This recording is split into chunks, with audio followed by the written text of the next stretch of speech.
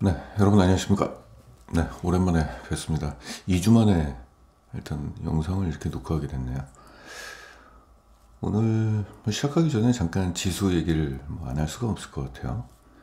제가 지금 코스피 지수 기준으로 좀 보시게 된다면은 업계 이제 의견인데 시황에 대해서는 제가 이제 개인적인 의견을 내지는 않습니다. 시황 같은 경우는 우리나라 이제 경제학자들 또 증권가의 이제 이코노미스트들이 있기 때문에 그쪽 의견을 청취하는 게 좀 맞겠죠. 아무래도 종목이나 이런 것들은 각 증권사나 뭐 다른 증권사의 어떤 최대 고객이 뭐 기관 투자자들 뭐 이런 쪽에 연루가 돼 있어가지고 별로 좋지 않은 종목을 추천하거나 그래가지고 그 의견을 이제 신뢰할 수가 없는 부분이 좀 없잖아 있는데 그 지수만큼은 그 이해관계가 이렇게 이제 얽혀 있지 않기 때문에 그나마 좀 솔직하게 좀 말을 하지 않을까 이런 생각이 들어서 저는 다른 종목이나 뭐 이런 얘기는 안 듣는데 하여튼 시황이라든지 경제 관련된 얘기는 그쪽 의견을 많이 청취합니다. 올해 6월 달인가 아마 증권가 이제 리서치 센터장 한 8개 증권사의 대표 그 수장격이죠. 그 사람들한테 이제 질문을 했는데 올해 박스권을 만약에 치게 된다면은 하단은 한 2,400포인트 코스피 기준입니다. 상단은 한 2,700포인트 이 정도로 이제 추정을 했습니다. 일단은 상단은 2,700까지는 올해 안에 가긴 좀 시간적 여유는 없겠죠. 근데 그건 어디까지나 이제 이론적이니까 뭐 점쟁이처럼 맞춘다는 의미는 아니고 하단을 2,400포인트 정도는 과거 우리나라 이제 PBR 기준 전체 성장 기업의 순자산 가치로 봤을 때 지수가 2,400포인트 정도가 되면은 거의 바닥권이다. 그 밑으로 떨어지는 건 좀 약간 이례적인 현상이다. 이제 이런 주장을 좀 냈는데 저도 거기에 이제 동의를 하면서 여러분들께 이런 얘기를 좀 언급을 했었는데 2,400까지 거의 근접했어요. 그쵸? 그리고 뭐 다행스러운 일인지 모르겠습니다만은 오늘 약간 좀 반등이 일어났죠. 떨어졌던 것들은 최근에 이제 급하게 많이 떨어졌어요. 삼고 현상이죠. 일단 금리가 고금리라는 건 뭐 우리들이 다 알고 있는 거고 고금리 말고 또 환율이 급등을 했어요. 그쵸? 지금 환율이 얼마예요? 환율이 1,300원 정도 되는 걸로 알고 있는데 네, 1,338원, 1,400 거의 1,400원 근처까지 갔었습니다. 환율 차트 잠깐 보겠습니다. 환율 차트 잠깐 보시면은 오늘은 좀 떨어졌네요. 예. 오늘은 좀 떨어졌는데 여기까지 올라갔었어요. 원달러 환율이 1,360원까지 올라갔습니다. 이제 이런 것들이 이제 불확실성이죠. 지수 하락에 좀 영향을 좀 줬고 그리고 유가도 급등을 했죠. 유가 한번 보겠습니다. 여러분 우리가 한번 체크를 해봐야죠. 유가 올라간 거 보시면은 곡물 가격을 제가 조사하다가 네 유가가 지금 월 차트로 보게 된다면은 배럴당 이제 80달러 이상이면은 뭐 이 기준은 뭐 이제 중동 쪽에서 이제 돈을 버는 이제 마지노선이 한 이 정도 국가별로 약간 다르지만은 80달러 이상부터는 뭐 투자가 활발히 재개가 된다. 결국 이제 좀 약간 비싸다라는 기준이죠. 지금 85달러 좀 올라갔다 좀 떨어졌는데 아무튼 뭐 지금 이런 상황에 있어요. 최근에 또 중동 쪽에 또 이제 우발적인 뭐 테러인지 전쟁인지는 모르겠습니다만 아무튼 뭐 그런 것들 때문에 떨어졌다가 다시 반등을 하고 아무튼 근데 최근에 이제 저희들은 지수가 지난 어저께 뭐 얼마 전까지는 이제 떨어졌었는데 미국에서는 오히려 이 전쟁이 호재로 또 간주가 되더라고요. 일단 올해 하반기에 금리 인상이 한 차례 단행될 수 있는 여지가 있었는데 이번에 이제 전쟁 이슈 때문에 금리 인상은 조금 어렵지 않겠느냐 이런 것들이 사실상 호재로 또 작용이 또 됐어요. 주식시장 그렇게 또 복잡해요. 그쵸? 전쟁도 좀 악재니까 지수가 하락할 것 같지만 오히려 올라갔어요. 좀 맞추기가 참 어려워요, 지수는. 자, 그리고 여기서 이제 중요하게 우리가 봐야 될 것은 이제 올해는 거의 다 갔죠. 이제 10월 달이니까 내년도 증시를 좀 봐야 될 거잖아요. 내년도 유력한 의견 중에 하나가 3,000포인트까지는 가지 않겠느냐, 이제 이런 의견들이 있어요. 그래서 이제 이런 것들의 장밋빛 전망이라고 얘기할 수 있겠지만은 과연 장밋빛 전망이냐, 이제 그 근거는 과연 무엇이냐를 우리가 보게 된다면은 막연하게 그냥 장밋빛 전망일 것이다 라고 치부해 버리기에는 좀 근거가 있다면은 우리가 좀 한번 생각해 볼 필요가 있겠죠. 보겠습니다.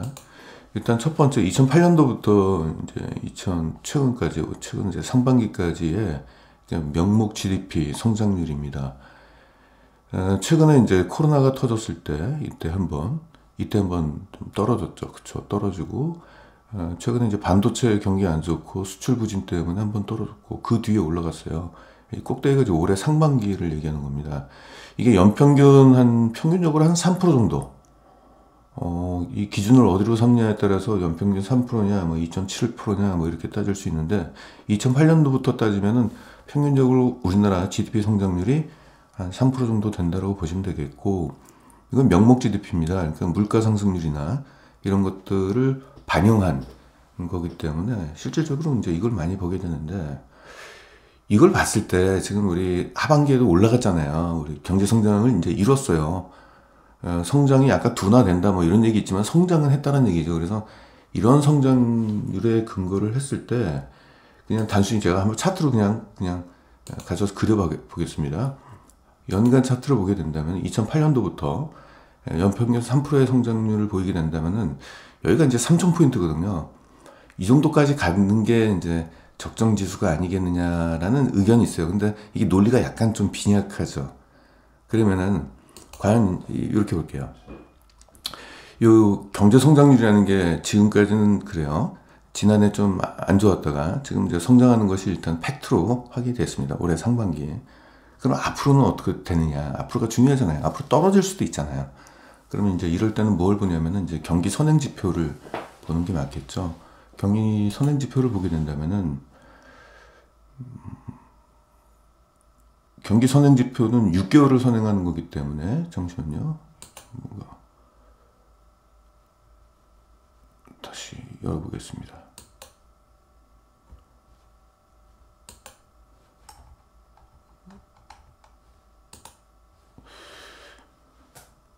여기가 지금 반등을 했어요. 이거 노란 거 막대기는 빼고 보겠습니다. 요게 이제 올해 4월달에 경기 선행지수 순환 변동치는 바닥을 찍었다.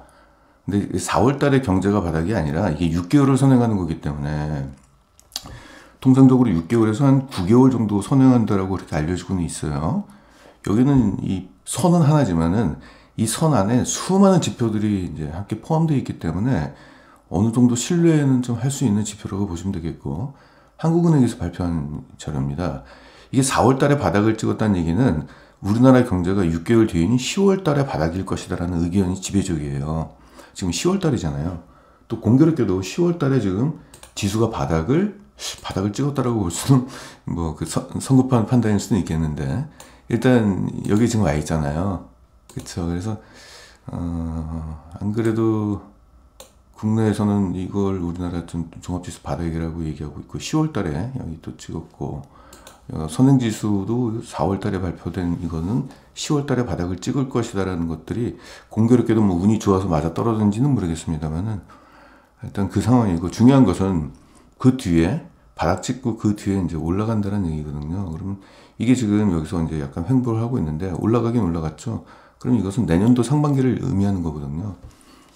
그러면은 올해 성장률은 지금까지 아까 보니까 올라갔고, 아까 확인하셨죠? 명목 GDP 성장률 계속 올라가고 있죠. 올해 상반기까지. 그리고 올해 하반기에 10월 달에 바닥 찍고 내년도 상반기에 올라간다고 하니, 그러면은 지금 종합지수를 우리가 그냥 감각적으로 판단할 때 여기서 뭐 팩트가 더 이상 뭐 지수가 반드시 올라간다는 팩트는 없습니다만은 일단 경제 성장률이 일어날 것이다라는 어떤 지표는 이미 확인이 돼 있고, 그러면은 이게 저평가라는 것이 업계에서의 의견이고, 그러면 이제 약간 이 바닥으로 빠지는 것보다는 상승 반전이 일어날 가능성에 무게를 좀 실는 게 맞지 않겠느냐, 이제 이런 생각이 좀 듭니다. 뭐 여러분들은 이거는 상호 견해가 다르기 때문에 맞다 틀리다라는 옳고 그름의 문제는 아닌 것 같고, 그냥 어느 쪽에 무게를 더 실어줄 거냐, 올라간다 떨어진다를 각각 5대5로 봤을 때 올라가는 쪽에 조금 무게감이 좀 실리는 그런 쪽인 것 같아요. 지금에서는 지수는 워낙 그 변동성이 심해가지고 내일 당장 무슨 일이 일어날지 모르기 때문에 어떻게 될지 몰라서 저도 이제 조심스럽게 얘기하는 편입니다. 이게 지금으로서는 현재 상황이 팩트지만은 내일 되면 그 팩트가 바뀌면 또 지수가 달라지니까. 근데 지금으로서는 뭐 일단 긍정적인 시각에서 이제 좀 볼 필요가 좀 있지 않을까. 그러면은 제가 여러분들한테 드리는 메시지는 그런 것 같아요. 제가 만약에 일반 개인 투자자라고 한다면 지금은 주식시장을 떠나는 쪽은 아니고 오히려 이쪽에서 좀 이제 공략을 해야 될 때가 아니냐, 좀 비중 확대라는 측면에서 접근하는 게 맞지 않겠느냐라는 말씀 먼저 좀 드리고요. 그러면은 우리가 항상 경험했듯이 제가 항상 강의를 하는 내용 중에 하나지만은 우리나라 지수는 우리나라뿐만 아니라 뭐 전 세계 마찬가지입니다. 각국의 경제 성장률이라는 게 있잖아요. 이게 약간 우상향하는 모습이죠. 이게 연평균 2.7%, 3% 정도 수준이라고 일단 가정하겠습니다. 최근 이제 10년 동안의 경제 성장률이 한 그 정도 됐으니까. 종합지수는 경제 성장률과 동일하게 일직선으로 우상향하는 경우는 없죠. 어떤 추세라는 게 있고 관성의 법칙이라는 게 좀 있는 것 같아요. 주식시장도. 한번 올라가면은 좀 더 이제 경제 성장률보다는 좀 가파른 성장을 좀 보이다가 너무 많이 올라갔다 싶으면 또 여기서 이제 차익 매물이 나오면서 떨어지죠. 떨어질 때쯤 되면은 여기서 멈춰야 되는데 항상 이게 하락장에서는 꼭 악재라는 것이 이미 기존에 있는 악재가 부각이 돼가지고 주가가 더 떨어져요. 뭐 악재가 없어도 떨어지고 어차피 떨어지는 건데 악재가 부각이 돼요. 이게 뭐냐면 이제 뉴스 이제 언론사들이 기사 제목팔이 하려고 제목팔이 하기 위해서 클릭 유도하기 위해서 이제 그런 기사를 많이 쓰죠. 떨어지면 또 지나치게 많이 떨어져가지고 한국 주식이 싸다. 뭐 외국인들 또 들어오고 뭐 그러겠죠. 기관들도 여기서는 더 이상 파는 것보다는 매수 쪽으로 좀 비중 확대를 하겠죠. 그렇죠. 그러니까 왜냐면은 이제 전 세계 이제 투자자들이 이제 투자처들이 부동산이 있고 주식 채권이 있다고 한다면 부동산 빼고 얘기하겠습니다. 이 금융자산이 이제 채권이냐 아니면 이제 주식이냐 이런 것들이 이제 번갈아 가면서 어느 쪽에 비중을 많이 두느냐 덜 두느냐 이제 이런 쪽에 이제 약간 변화가 일어나는데 이 정도 떨어지면 이제 채권보다는 주식 쪽에 비중을 좀 많이 두는 그런 흐름이 나오면서 다시 이제 반전이 되고 올라가다가 또 올라갈 때쯤 되면 또 장밋빛 전망이 나오면서 그것을 상회하는 상승이 나오고 아무튼 지금은 뭐 위태라고 이제 보시면 되는데 그러면 이제 주가가 이제 반등이 되면은 중요한 거는 그거인 것 같아요. 지수가 반등이 되면은 뭐 웬만한 종목 주가가 많이 떨어지는 종목들은 반등이 일어나는데 그 반등이 이거예요. 제가 지금 말씀드리고 싶은 게 단순히 기술적 반등이냐 그냥 많이 떨어졌으니까 시각적으로 보이는 주가 급락이 많이 일어났으니까 차트 보고 들어오는 기술적 반등이냐 아니면 구조적 반등이냐. 구조적이라는 것은 실적을 기반한 저평가된 종목. 자 볼게요. 이겁니다. 실적이 증가한 기업인데 안 그래도 지수 하락 때문에 저평가가 됐어요. 원래 저평가였는데 지수가 더 크게 떨어지니까 더 큰 저평가가 일어난 겁니다. 이런 종목에 우리가 주목해야 되거든요. 보통 성장하지 않았는데 이게 막대 그래프가 우상향이 아니라 실적은 뭐 별 볼 일 없는 종목인데 주가만 빠져가지고 저평가다 그래서 올라가는 종목들도 있겠죠. 중요한 것은 우리가 찾아야 될 종목. 지금부터 어떤 종목을 사냥하느냐? 실적이 증가하는데 저평가된 종목. 그것들이 지수 하락 때문에 더 싸진 거. 이런 것들은 실적이 기술적 반등이 아니라요. 구조적 반등입니다. 구조적으로 기업 가치는 상승을 했는데 그러니까 기업 가치는 상승했는데 주가가 박앤세를 크게 지금 맞고 있는 그러니까 지금 약세장에는 사실상 쇼핑을 해야 될 때죠. 그러면 어떤 종목을 선택하느냐는 많은 사람들이 그냥 단순히 차트를 보고 뭐 21선이네, 61선이네 뭐 그런 얘기하면서 매수하시는 분들도 계시는데, 이 방송을 듣고 계시는 이제 저희 제 청취자라고 얘기를 했잖아요. 그분들은 투자의 길을, 그러니까 제가 이제 공개 방송을 하거나 이제 이러면은 꼭 오시는 분들이 오세요. 근데 그분들은 저하고 함께 그런 투자의 길을 걷고자 하시는 분들이기 때문에 그런 분들께는 선수끼리 그런 유치하게 과대 낙폭주 뭐 이런 거 주가 그런 거 하는 것보다는 실적을 기반으로 해서 기업 가치가 크게 할인된 종목, 그런 쪽으로 좀 접근하는 게 맞지 않을까, 이런 말씀을 좀 드리면서 오늘 종목 하나 준비한 거 말씀 한번 드려보겠습니다. 제가 2차전지는 가급적 얘기를 좀 안 드렸어요. 중요한 종목이다 보니까 제 회원분들이 싫어하세요. 근데 이 종목은 뭐 부품주기 때문에 한번 갖고 와봤습니다. 일단 그 전에 이제 제가 이제 이런 방송을 하면서 드리는 메시지는, 여러분들한테 물고기 하나 옜다 던져주고 한번 드셔보시고, 뭐 저 자랑하려고 그러는 게 아니라, 물고기가 아니라 어떤 메시지를 전달해 드리고 싶은데, 오늘 전달해 드리고 싶은 얘기는 뭐냐면은 실적 분석입니다.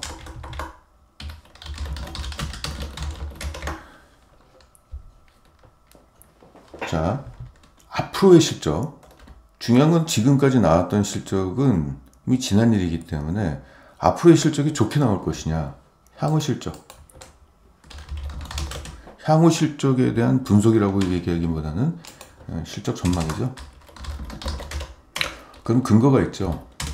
근거, 영업 매출액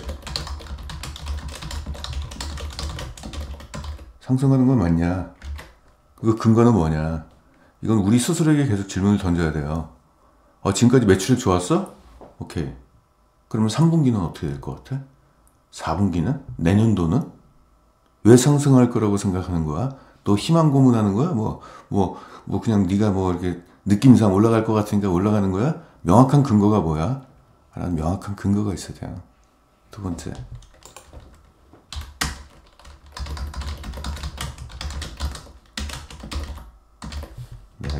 좀 저렴한 표현을 했습니다. 영업이익이 상반기에 성장을 했어요. 하반기에는 상반기에 성장했으니까 뭔가 추세가 있어가지고 하반기에도 그냥 좋아진다. 주식이 그렇게 만만치 않잖아요. 우리가 해봐서 알겠지만. 이제 이런 부분들을 조사를 해야 되는 게 맞는 것 같아요. 자기가 직접 조사하는 것도 있겠지만은 다른 쪽의 의견을 듣고 그 의견에 대해서 내가 인정을 하느냐 맞느냐, 그리고 적정 주가를 구하고 이렇게 투자를 하는 게 맞는 것 같아요. 그래서 오늘은 신흥SEC라는 2차전지 관련된 부품주를 분석을 하면서 매출 상승에 대한 우리가 한번 우리가 그걸 한번 각자가 한번 느껴보시고요. 저는 제 견해를, 제가 조사한 자료에 따른 견해를 갖고 왔습니다. 매출 성장에 대해서. 제가 점쟁이가 아닌 이상 매출이 성장할 것이라는 것을 정확하게 맞출 수는 없겠죠.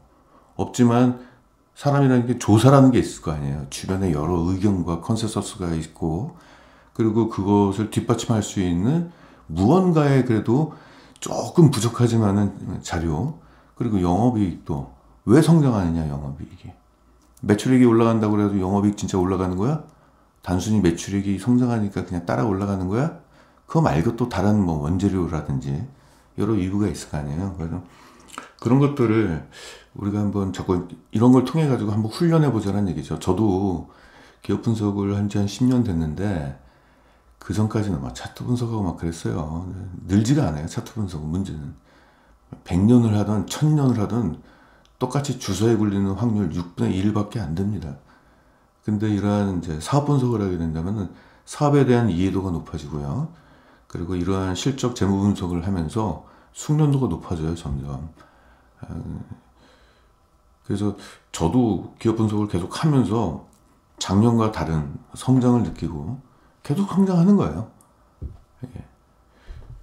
그 안에서도 통찰력이라는 게 조금씩 부과가 되더라고요. 얼마 전에 찰리 먼거의 책을 읽었는데 찰리 먼거는 그 통찰력은 과거의 사례, 역사, 과거에 자기가 투자했던 실패와 성공의 그 역사, 그걸 기반으로 해서 성공하면 왜 성공했고 투자에 실패를 했으면 왜 투자에 실패를 했는지 그걸 계속 곱씹어 보면서 그 어떤 뭔가의 자기 틀을 이제 가지고 있는 거죠. 기업에 있는 분석 툴을 가지고 과거에 실패했던 부분을 감안한 새로운 분석법에 의해서 기업을 분석을 하는 거고, 그래서 투자의 결론을 짓는데 그 통찰력까지 가미가 돼가지고 종목을 발굴하거나 투자를 할 때 실패율을 줄인다, 뭐 이런 건데, 이런 것들을 계속 보게 된다면 여러분들도 그런 것들을 조금 더 실력이 늘지 않을까, 이런 기대를 합니다. 저는 그게 보람입니다.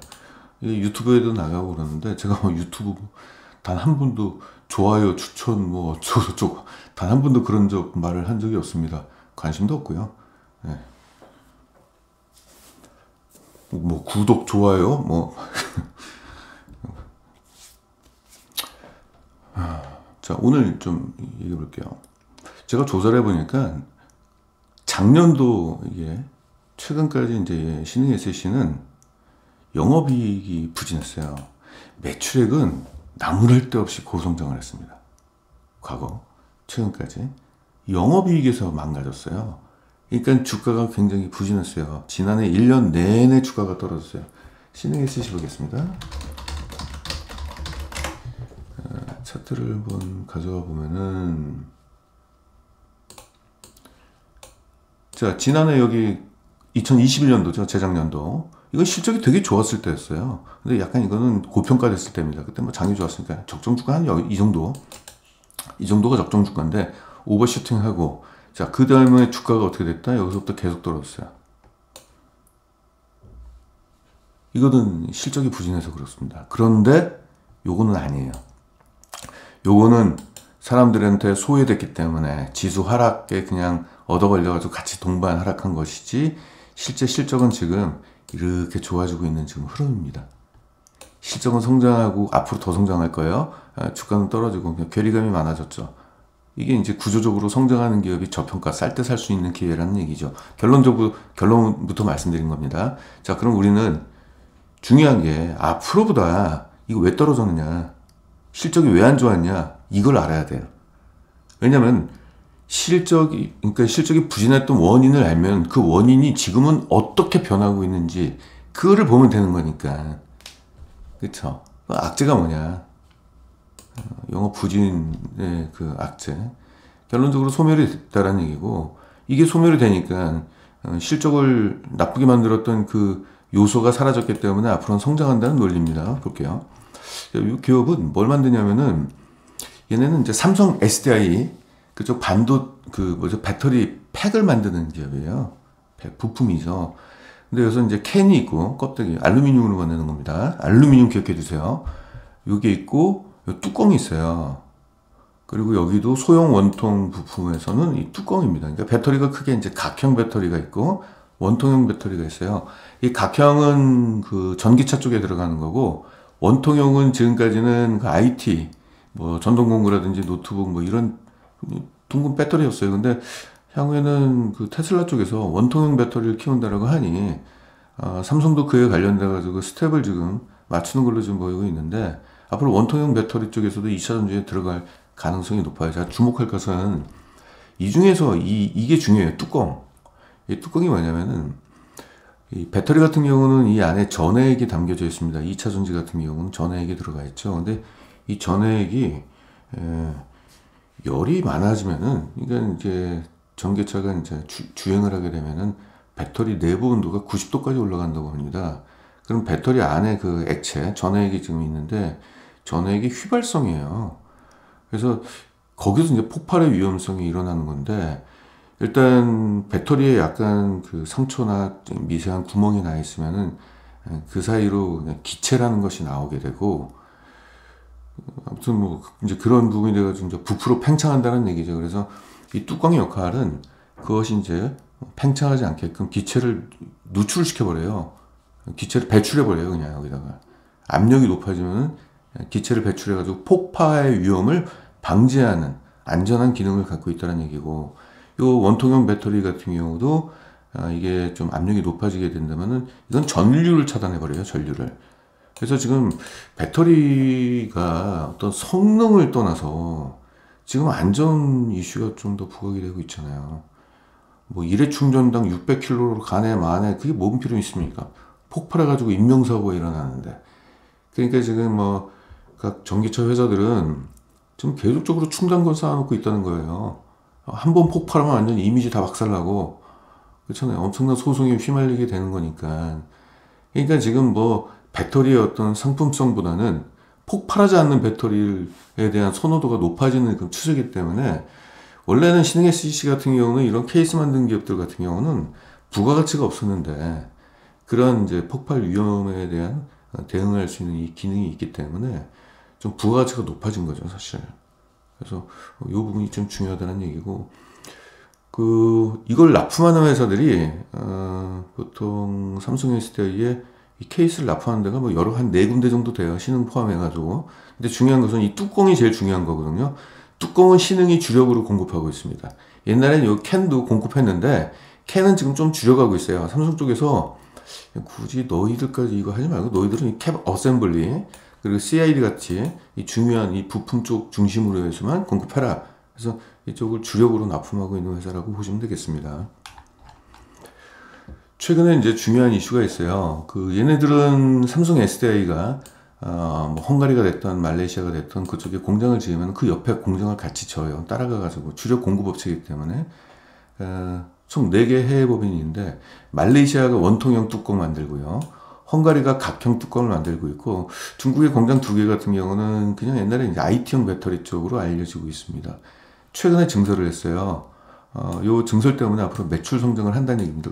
아까 제가 앞단에서 얘기했죠. 매출액 성장하는 거 맞아? 네, 맞습니다. 그 얘기는 뒤에서 말씀드릴게요. 매출 비중 보시게 된다면 아까 요 각형, 요 각형 뚜껑, 이게 이제 각형 중대형 캡 어셈블리인데 이게 전체 매출액이 약 70%까지 지금 올라가 있어요.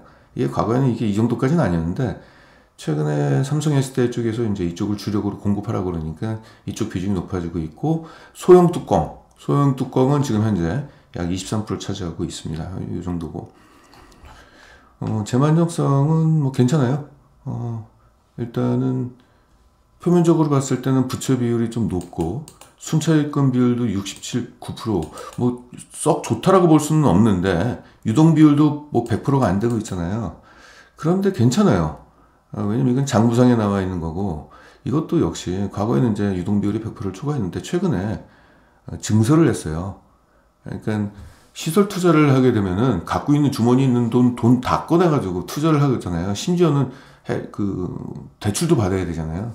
그러니까 성장하는 기업의 공통점은 재만족성이 좋지가 않아요. 있는 돈 없는 돈 다 끌어다가 베팅을 해야 되잖아요. 성장하는 기업이 베팅, 투자 없이 어떻게 성장합니까? 그러니까 지금 과정이라고 보시면 되겠고 나중에는 이 투자에 의해서 돈이 유출된 것이 이제는 돈이 유입이 되면서 이제 재무안정성이 개선되는 흐름이 나올 겁니다. 투자하지 않은 기업들은 재무안정성이 되게 좋죠. 근데 그런 기업은 성장을 못하는 문제가 좀 있어요. 자, 그러면 이것만 보면은 이거 재무안정성이 위험한 거 아니야? 이거 유상증자 나오는 거 아니야? 뭐 이런 위험도가 있기 때문에 현금 흐름을 같이 보시면 되죠. 현금 흐름이 플러스잖아요. 그리고 지금 이게 단위가 100억인데 지난해 500억 들어왔고 올해 상분기만 지난해 결산보다 더 높은 600억이 들어왔어요. 장부상에서는 당기순이익이 146억이지만은 실제 들어온 돈은 장부 금액보다 훨씬 높은 금액이 들어왔다. 그래서 뭐다? 현실적으로 돈이 쪼달리거나 이러지는 않는 상황이라는 얘기죠. 그래서 충분히 이런 재무 안정성을 커버할 수 있는 수준의 돈이 유입이 되고 있다. 이런 거고 투자하는 거 볼게요. 유출된 건데 투자 지금 열심히 하고 있죠. 공장 짓느라고, 공장 증설하느라고. 이 투자가 금융투자일 수도 있고 유형자산 투자일 수도 있는데 확인해 보니까 유형자산 증가 나왔죠. 얘들은 이제 투자를 돈놀이 하는 게 아니라 공장 짓는 데 돈을 많이 쓰고 있구나. 그래서 제조업 같은 경우는 매출액이 증가하기 위해서는 생산 능력이 확대가 돼야지 매출액이 증가하는 거잖아요. 그러니까 이런 걸 통해서 일단 첫 번째로 그냥 매출액이 증가할 수 있는 기반을 마련하고 있구나 이렇게 해석이 될 수 있죠. 자, 볼게요. 이게 이제 연간 실적인데 지난해 2022년도 매출액 보세요. 매출액 계속 고성장했어요. 본격적으로 2차 전지가 시작된 게 2020년도부터 됐잖아요. 계속 고성장을 해왔어요. 그리고 지난해 같은 경우는 무려 매출액이 30%가 증가했어요. 이 정도면 됐죠. 이 정도면 엄청난 고성장이죠. 외형 성장으로서는 뭐 나무랄 데가 없을 정도의 성장인데, 문제는 주가 하락이 매출액 때문에 이루어진 게 아니라 수익성 때문이죠. 매출보다도 영업이익률이 좀 더 중요하니까. 영업이익률이 10%는 약간, 이건 좀 운이 좋았을 때, 코로나가 터졌을 때 원자력 가격이 확 떨어져 있는데 삼성 SDI에 공급하는 판가는 유지가 된 상황에서 원자력 가격이 뚝 떨어지니까 지금 마진이 확 늘어난 이례적인 현상이 일어났기 때문에 이거는 인정 안 합니다. 저는 좋아졌지만 인정 안 합니다. 어쩌다가 나온 거기 때문에. 그럼 평균적으로 얘네들의 영업이익률은 8% 정도, 7%에서 8% 정도 수준으로 보시면 되겠습니다. 이거는 삼성 SDI가 그렇게 얘들한테 이제 가격을 그렇게 이제 원재료 가격과 판가 사이에서의 마진율을 보장해 주는 거라고 보시면 돼요. 한 8% 정도 되는데, 아이쿠야, 작년도에 6.5%가 뚝 떨어졌어요. 이게 바로 주가 하락의 원인인데, 이게 왜 떨어졌느냐? 갑자기 우발적으로 원재료 알루미늄 가격이 폭등을 했어요. 그리고 전력 비용도 폭등을 했고요. 운반비도 폭등을 했습니다. 이건 예측이 안 됐었던 거예요. 그러니까 삼성 SDI한테 아까 캡 어셈블리라든지 각종 부품을 어느 정도 가격으로 공급하겠다라고 공급 계약이 체결되어 있는 계약서에 사인이 딱 돼 있는데, 갑자기 그 사이에 원자재 가격이 딱 올라가 버리니까 영업이익률, 판가를 올려달라고 얘기 징징대기가 좀 어려웠던 거죠. 제가 알고 있기로는 6개월에 한 번인가 1년에 한 번 정도 판가 조정이 일어나고 있는데, 그 사이에 원자재 가격이 올라가니까 그런 이슈가 좀 있었습니다. 볼게요. 이걸 봐야죠. 자, 그래서 주가가 떨어졌던 이유가 영업이익률이 하락했고, 영업이익률이 하락했던 이유를 찾아보니까 알루미늄 가격 폭등, 전력비, 운반비 정도가 급등해가지고 제조 원가가 확 올라간 겁니다. 그러니까 영업이익이 역성장을 한 거죠. 최근에 떨어진 건 아무것도 아니에요. 그냥 2차 전지들 지금 2차 전지들이 업황이 안 좋았잖아요. 최근에 이제 특히 양극재 쪽이 안 좋았죠. 양극재 쪽이 원자재 가격이 떨어지니까, 리튬 가격이나 원자재 가격이 떨어지니까 판매 가격도 같이 떨어지게 되거든요. 그러면 일단 판가가 하락하게 되면 영업이익이 부진할 것뿐만 아니라 또 재고 자산 가치가 과거 대비 훼손되잖아요. 비싸게 사왔던 원재료가 좀 창고에 지금 쌓여 있는데 그 가치가 확 떨어져 버리니까, 그러니까 이제 3분기 실적이 굉장히 부진할 것이다. 그러니까 동반적으로 이제 그렇게 되면은 배터리 가격도 떨어지겠죠. 양극재가 전체 배터리 차지하는 비중이 한 65% 정도 되나요? 근데 그게 떨어지니까 전체 배터리 가격 떨어지고, 그러니까 전체적으로 지금 다들 워낙 약간 고평가이기도 했어요. 그래서 가격 조정이 좀 일어났다, 이렇게 보시면 되겠습니다. 아무튼 그 영향을 받았는데, 신흥 SC는 좀 억울한 면이 있어요. 이게 같이 떨어져야 될 이유가 전혀 없어요. 오히려 신흥 SC는 매를 먼저 맞았어요. 이때 고생하고, 이때 양극재 업체들 좋았죠. 근데 얘들은 이때 고생하고 지금은 좋아지는 흐름인데, 업황이 부진하니까 같이 그냥 동반 하락. 그래서 신흥 SC는 실적 대비 저평가 강도가 가장 높은 종목 중에 하나입니다. 2차 전지 쪽에서는. 자, 그러면 일단 비용이 이제 안정화로 이제 수익성 개선이 이제 전망이 된다. 이제 영업이익이 증가된다는 얘기인데, 그걸 제가 조사한 걸 갖고 와봤어요. 이거는 발품을 팔면 누구든지 할 수 있는 거예요. 이거. 와, 이분은 조사 참 잘하신다. 아니요. 조사를 잘하는 게 어디 있습니까? 그냥 열심히 하는 거예요. 잘하는 게 어디 있어요. 쟤는 공부를 잘해. 무슨 공부를 잘해요? 공부를 열심히 하는 거지. 공부 잘하는 사람이 어디 있어요, 이 세상에. 공부를 열심히 할 뿐이지. 열심히 하느냐, 열심히 안 하느냐의 차이지. 그러니까 주식 투자자들도 제가 던지는 메시지는 그겁니다. 높은 수익률, 그리고 성공률을 높이기 위해서는 주식을 잘하게 태어난 인간이 어디 있습니까? 쟤는 주식을 잘해. 틀린 말입니다. 분석을 열심히 해. 자, 이거는 국제 알루미늄 가격은 검색하게 된다면 다 나와요. 보시면은 지난해 1월 달에 이게 톤당 3,500달러까지 올라갔어요. 이게 현물 가격이 있고 선물 가격이 있는데, 이건 현물 가격으로 갖고 왔어요. 이건 HTS에 있는 걸 그냥 갖고 왔어요. 이렇게까지 올라가. 이게 왜 올라갔겠습니까? 첫 번째, 이제 러시아 우크라이나 전쟁 여파도 좀 있었죠. 러시아가 이제 알루미늄에 대한 수출 국가 중에서 수익권에 이제 드는 걸로 좀 알려지고 있는데, 어, 러시아가 전쟁을 일으키는데 걔네들이 갑자기 루블화로 결제하라고 그러니까 누가 달러로 결제하지 루블화로 결제하겠습니까? 그러니까 아무래도 이제 그런 것 때문에 수급에 영향을 좀 미친 것도 있겠지만 가장 결정타가 이제 중국 때문에 그래요. 중국이 전력난이 일어났어요. 이게 2020년도부터. 왜 그랬냐면은 뭐 코로나 때문에 뭐 그런 것도 좀 없잖아 있었고 또 탄소 규제 뭐 이런 여러 가지 복합적으로 있었는데 중국이 기억하시겠습니까? 모르겠지만 그 호주 쪽에서 중국한테 막 손가락질 했잖아요.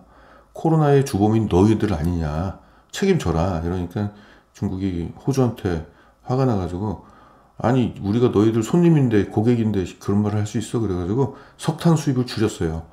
석탄 수입을 줄이니까 호주가 그러든지 말든지 아쉬운 놈이 누군데 알고 보니까 이제 중국에서는 중국 전체 석탄 소비량의 40%를 호주에서 수입해다 쓰는데 그거를 중단해버리면 어떻게 돼요? 중국이 공장을 가동을 못한 거예요. 멍청한 짓을 한 거죠, 사실은.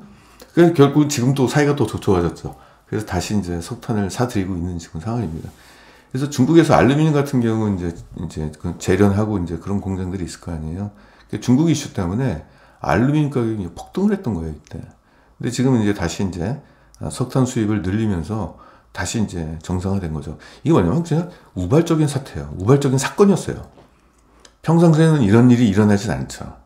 알루미늄 가격이 오르면은 서로 돈을 버니까 알루미늄 업체들이 조각 능력을 높이거나 그래가지고 생산을 많이 해가지고 오히려 공급량이 초과돼가지고 가격이 다시 안정화되고 가격이 너무 떨어지거나 그러면은 그쵸 감산을 하죠. 그래서 가격이 더 이상 떨어지지 않게끔 하고 그래서 시장에서 가격이 어느 정도 이렇게 좀 약간 과열되면 좀 안정화되면 조금 다시 또 올라. 아무튼 그런 부분이 있어요. 시장 논리에 의해서 가격 형성이 되는데 이건 굉장히 이례적인 사건이었습니다. 이거는 이것 때문에 실적이 안 좋아진 거예요. 그래서 지금은 어떻게 된다? 지금 가격이 떨어졌는데 이게 지금 작년도 7월달, 8월달 이때부터 떨어졌거든요. 지금 더 떨어졌죠. 그건 뭐냐면은 신흥 SC는 이렇게 그동안은 뭐냐면은 작년도 실적이 안 좋았던 건 뭐냐면은 이 높은 알루미늄 가격 이때 고가의 원가가 투입이 됐던 거죠. 알루미늄 사야 될 거 아니에요. 무조건 만들어야 될 거 아니에요. 그러니까 고가의 원재료를 사가지고 제조에 투입이 되니까 그게 이제 비용이 증가한 건데 지금 이때쯤 되면 우리가 어떻게 추정할 수 있습니까? 이제는 저가의 원료를 사와가지고 제조에 투입이 되겠죠. 그럼 어떻게 됩니까? 제조 단가가 떨어질 수밖에 없는 지금 상황이잖아요. 그렇죠? 그래서 결국 이제 저가 알루미늄이 원재료에 투입되면서 영업이익이 회복이 예상되는 지금 시점이라는 얘기입니다.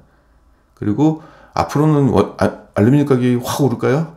그러진 않을 것 같아요. 지금 경기 둔화라는 게 있잖아요. 지금 금리가 미국 금리가 5%가 넘고 우리나라도 지금 뭐 4%대인데 뭐 전 세계도 마찬가지일 거지 않습니까? 그러니까 금리가 높은 상황에서 누가 건설 경기에 투자하고 빚내가지고 투자할 때는 보통 이제 기업들이 시설 투자나 이런 거 보면은 이제 은행에서 대출 받아가지고 투자를 하거나 그런데 금리가 이렇게 높아버리면은 그렇잖아요. 채권 금리도 그렇고 은행 금리도 높아버리고 이래버리면은 투자하기가 좀 어렵죠. 그래서 당분간은 경기 둔화나 금리 문제 때문에 알루미늄 가격에 대한 수요가 급격히 증가해서 가격 상승이 일어나기는 상식적으로 쉽지는 않다. 뭐 그런 의견에 어떻습니까? 그럼 우리가 각자 그 견해를 갖고 있어야 돼요. 이거는 답이 없는 겁니다. 근데 저는 이제 그런 견해를 갖고 있어요. 야, 이러한 금리가 이렇게 높아졌는데 실제 우리나라 이제 제조업 같은 경우 투자 경기 지수나 이런 것들 보면 좀 부진해요. 고금리에 은행 대출 받아가지고 투자하기가 부담스럽다는 얘기죠. 금리가 떨어져야지만 좀 뭔가 일어나겠죠. 그래서 아무튼 이런 이슈가 있다. 그래서 신흥 SC는 좀 낮은 저가의 이제 원재료 투입이 이제 가능하다. 두 번째, 코로나가 터지면서 참 특이한 상황 중에 하나가 이제 운반비가 이제 큰 폭으로 올라갔어요. 운반비라는 게 이제 육상교통이 있고 해상교통이 있는데 근원적인 이유는 해상 운임료 상승이 됐든 뭐가 됐든 간에 다 이게 육상교통 쪽에서의 이슈가 터졌기 때문에 그렇습니다. 어차피 해상은 컨테이너 운반선이나 이런 것들은 컨테이너를 해안에다가 정박을 하면 트럭 운전사 아저씨들이 갖고 가야 되잖아요, 그거를. 근데 코로나가 돼가지고, 왜냐면 그 트럭 운전사분들이 다 개인 사업자 쪽이지 않습니까? 그러니까, 코로나 걸릴까봐 연령층도 좀 높고 그러니까 이제 집 밖에 안 나온 거죠. 그래서 이제 해군 운임료가 폭등했던 원인 중에 하나가 이제 그런 거예요. 그래서 사진을 보니까 저번에 그 해도를 봤어요. GPS로 배가 떠 있는 겁니까? 캘리포니아에 수천 대 배가 정박도 못하고 그냥 둥둥 떠 있는 그 사진을 제가 본 적이 있는데, 그게 바로 이제 그거였죠. 캘리포니아였나? 아무래도 미국 그쪽에 그래서 물류 대란이 이제 거기서 일어났던 거죠. 근데 그런 것들이 이제 해소가 되고 있는 지금 상황이에요. 이제 사람들이 이제 서서히 이제 일하러 나오는 거죠. 그래서 운임료가 올라갔던 것도 우발적인 사건이었습니다. 코로나 이후에 일어났던. 그러니까 백신 맞고 그러니까 이제 서서히 나오면서 운반료가 떨어지죠. 운반비는 이런 쪽은 이제 노동 집약적 산업이잖아요. 트럭 운전도 그렇지만은, 그리고 창고 관리 이런 것들 있잖아요. 이런 쪽에 창고 보관료 이런 것들 다 올라갔어요. 그래서 이게 지금 떨어지고 있다는 얘기고, 이것도 굉장히 이례적인 사건이었어요. 그러니까 이런 걸 보면 향후 올라갔으니까 나중에 떨어졌다가 다시 올라가는 거 아니야? 이럴 수 있겠지만은, 제가 생각할 때는 코로나가 다시 크게 재발되지 않는 이상, 큰 이슈가 있지 않은 이상은 과거처럼 이렇게 높은 가격 상승이 다시 재현되기에는 좀 어렵죠. 이건 이례적으로 사건 터진 건데 이례적인 것들을 일반화시킬 수는 없잖아요. 그래서 이런 부분이 있어서 비용 부담이 좀 경감되고 있다. 이 전력비도 난리가 났어요. 지난해 하반기에 3분기, 4분기가 이 전력비가 갑자기 폭등을 했습니다. 왜 그러냐면 그때 러시아가 이제 나토하고 사이가 안 좋아지면서 결국에는 러시아가 그 천연가스 밸브를 잠가버렸죠. 그래서 천연가스, 유럽 같은 경우는, 특히 유럽 같은 경우는 공장을 돌릴 때 석탄을 떼지 않고 LNG 가스를 쓰거든요. 천연가스가 갑자기 폭등을 해버린 거예요. 그러니까 전기값이 폭등을 한 거죠, 이게. 근데 보니까 이제 천연가스 선물 가격이 그다음부터 떨어지니까 올라갔던 전기값도 이제 다시 이제 하향 조정화되고 있고. 근데 아직 전쟁이 끝난 건 아니잖아요, 러시아 전쟁이. 유럽이 앞으로 어떻게 될지 모르니까 일단은 지금 제가 소식을 들었는데 유럽이 지금 전력 사용량을 지금 통제하고 있다고 합니다. 이건 국가 차원에서 굉장히 큰 리스크잖아요. 올해 1분기 때 이렇게 됐어요, 이렇게. 상반기까지 실적이 안 좋았죠, 상반기. 이 올라간 것 때문에. 지금도 가격이 싸다라고 볼 수는 없지만 좀 안정화되고 있다는 흐름에 있어서는 그렇고, 또 지금 유럽이 지금 러시아로부터 가스를 안 받는 대신에 장기적으로 안 받을 거예요. 미국으로부터 이제 수입을 하고 있어요. 미국으로부터 수입하면은 그동안은 이제 러시아로 받을 때는 파이프로 받았거든요. 천연가스를 압축하지 않고 액화시키지 않고 받았는데, 미국으로 받을 때는 이제 그 액화가스를 받는 거죠. LNG를. 천연가스가 아니라, 내추럴 가스가 아니라 그냥 LNG, 압축한 거. 그걸 이제 갖고 오는데, 문제는 액화된 것들을 유럽 그 해안가에서 그걸 다시 기화시켜야 되는 기화시설이 지금 약간 모자라요. 그래서 그 대우조선해양이 가가지고 그 기화 관련돼가지고 그 인프라 그 공사하고 있고 막 지금 그러고 있는데, 당장 그것이 하루아침에 될 일은 아니기 때문에 시간이 지나야지 조금 가격이 좀 안정화될 것 같아요. 그거는 뭐 전쟁이 좀 종식되거나 아니면은 유럽 쪽에서 그 LNG를 액화된 거를 기화할 수 있는 인프라를 좀 더 갖추거나 그런 흐름이 좀 나오지 않을 것 같습니다. 이건 우발적으로 투기 세력도 들어갔겠죠, 여기에 선물 가격이니까. 아무튼 좀 비싼 상황입니다, 아직까지도. 근데 어차피 이런 전력비가 우리나라도 올랐잖아요. 그럼 거기에 맞게끔 제조 단가가 구조적으로 올라갈 수밖에 없으면 판가 상승은 일어나겠죠. 그래서 이거를 어느 정도 쉐어를 하겠죠. 그렇죠. 비용 상승이 일어났으니까 판가는 자연스럽게 올라갈 수밖에 없고, 그러면 이제 그동안 좀 안 좋았던 영업이익률은 약간 상쇄되는 흐름이 나오겠죠. 자, 그럼 세 가지 있어요. 실적 부진은 어떤 이유? 다시 한번 볼게요. 전력 비용 상승, 우발적인 거죠. 운반비, 우발적이었던 거죠. 알루미늄, 우발적이었죠. 그러니까 구조적으로 비용이 상승한 게 아니라 어쩌다가 확 나온 거죠. 그러니까 2022년도 실적은 어쩌다가 확 안 좋아진 거예요. 어쩌다가. 그런 것들이 계속적으로 이제 나타나지는 않을 거라는 얘기죠. 구조적인 문제는 아니었다. 자, 그러면 이제는 저 원자재 가격이 좀 안정화가 이제 앞으로 되는 흐름이 된다고 한다면은 매출만 올라가면 다 돼요. 매출만. 매출 성장 과연 할 것이냐? 2024년도 올해 새로운 증설 라인, 신규 라인이죠. 이것이 가동이 시작됩니다.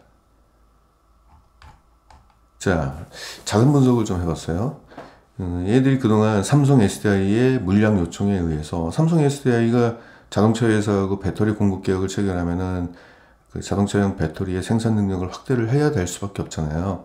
신흥 SEC는 거기에 배터리 캡 어셈블리를 주력으로 공급하는 업체로서 같이 스텝을 맞춰야 되겠죠. 유형 자산이 계속 올라가고 있죠. 지금 이게 굉장히 가파른 속도로 올라가고 있습니다. 유형 자산이. 이게 공장이죠. 공장. 공장 사이즈가 점점 커지고 있는 겁니다. 자, 여기에 올해 헝가리하고 말레이시아 공장 이쪽에 신규 라인이 증설이 됐어요. 증설뿐만 아니라 이제 본격적으로 가동이 된다는 얘기죠. 가동이 되면 매출액이 증가하는 거죠. 기존 대비 생산 능력이 높아졌고 이게 지금 올해 상반기부터 가동을 이미 시작했어요. 이게 가동이 시작돼가지고 매출 성장, 그래서 이제 영업이익은 안정화되어 있는 상황에서 비용은 안정화되어 있는 상황에서 매출액이 증가하게 된다면 영업이익은 같이 따라올 수밖에 없죠. 최근 삼성 SDI 소식을 들어보니까 고객사가 이제 BMW, 리비안 등 뭐 이런 쪽이 있는데 지금 전기차 판매량이 괜찮대요. 지금 전반적으로 다들 뭐 중국 같은 경우는 보조금 폐지가 됐고 유럽도 보조금이 축소가 되면서 전기차 판매량이 예전만치 않다라는 어두운 전망이 나오고 있는데 BMW 모델은 잘 팔린대요. 리비안도 지금 미국 내에서 잘 나가고 있고 그래서 가동률이 상승이 좀 예상이 된다.